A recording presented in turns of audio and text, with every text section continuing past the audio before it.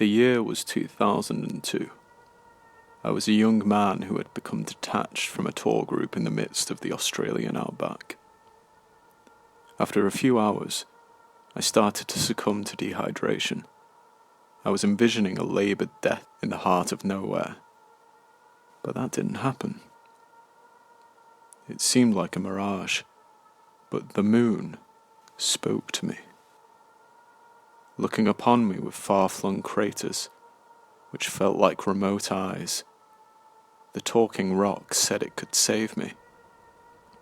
I followed a misty moonlit trail across the arid landscape, and I eventually stumbled upon the town I'd been trying to find. Later that night, in my hotel bed, the moon called to me. It offered 3 wishes.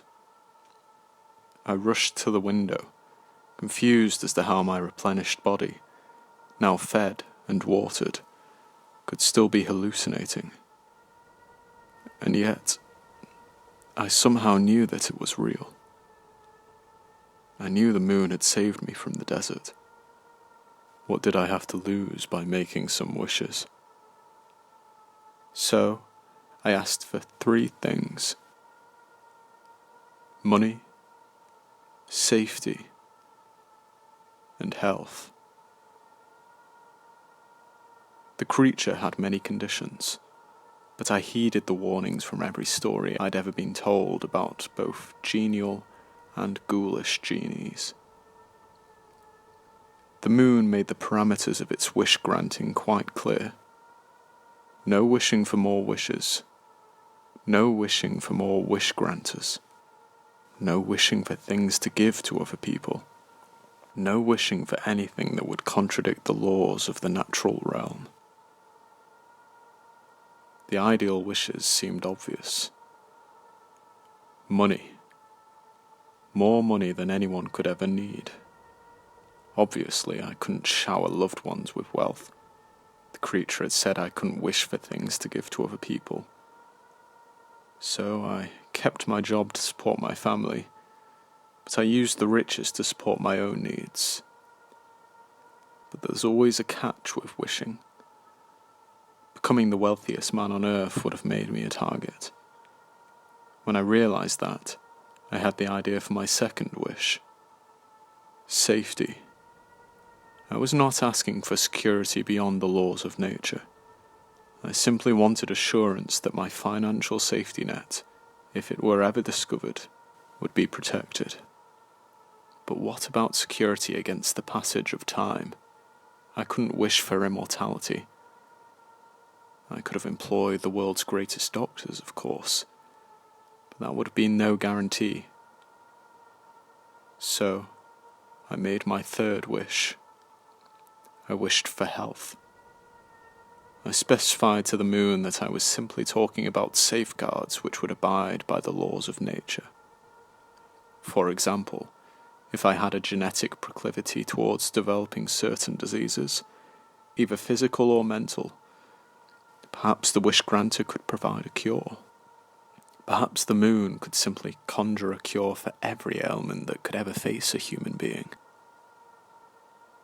The rock in the sky conceded that, even if there were no current cure for certain illnesses, it could provide a solution for every health problem that might befall a human being. The moon couldn't make me live forever, but it could ensure that I live for an absurdly long time. 3 wishes made, I believed I'd covered all of the bases. I truly believed I'd outsmarted some sort of deity. I was a fool.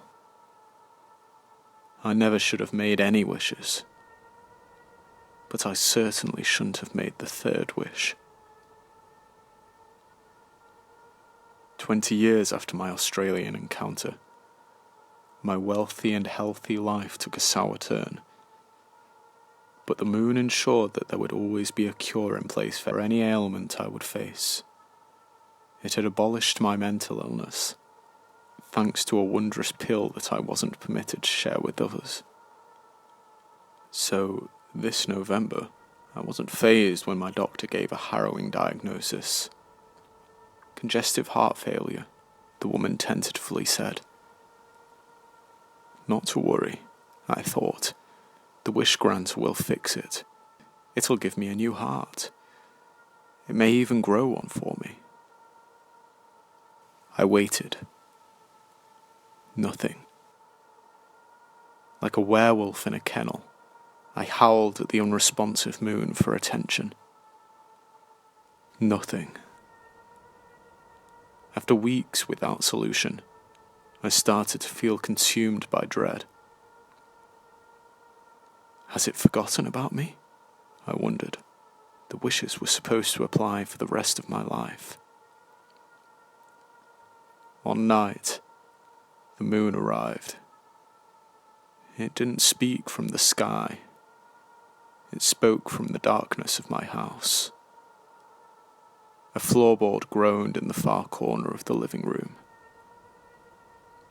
Heart thumping rhythmically against my ribcage, I found myself staring into the depths of my lounge's darkened corner. Something was watching me. The direful creature I hadn't seen for 20 years. It had no eyes or discernible shape, but it had awful white lips, which glowed like a deformed moon in the night sky. Fear gripped me. I am sorry, the creature wheezed. You do not have much time. Do you not have some way of finding a heart for me? I asked, trembling at the hidden thing in the corner of my room. Yes, I must grant your desire. It is my only purpose, the glowing lips maliciously whispered. A wish is a contract. I will find a heart for you. Before the creature evaporated, its white, lifeless lips curled upwards into a malevolent grin. The almost human expression filled me with a feeling of terror, which cannot sufficiently translate to words. Suddenly, I realized the dread in my heart was not dread at all. Oh, I thought as I clutched my chest. It's happening. An invisible blade twisted into my heart, and I felt my body seize. Blackness swallowed my surroundings. My vision faded. My heart had finally failed me. Just one more time, I remember thinking. Let me see Wendy and Maisie one more time. When I woke, I was in a hospital room. My chest felt light. Wendy was sitting at my bedside, tears flooding her vacant eyes, and a smile was forcefully painted on her pale face. You're awake, my wife said. I smiled. Hello, sweetheart. I must have given you a scare. I feel much better now, though. Wendy sobbed and squeezed my hand with tremendous strength. There was love in that squeeze, but there was also rage. Inconsolable rage. They did it, honey. They gave you... You... My wife moaned like a wounded animal. You have a new heart. That explained the lightness in my chest, but it didn't explain the fear on my wife's face. Her agonized expression haunted me. Why is she so distraught? I wondered, shuddering. Wendy, I started. What's Maisie? My wife interrupted, bawling. This evening she was in an accident. She didn't... Wendy didn't need to finish her sentence. I knew what had happened to our daughter. I knew whose heart was in my chest. I knew what the moon had done to grant my wish.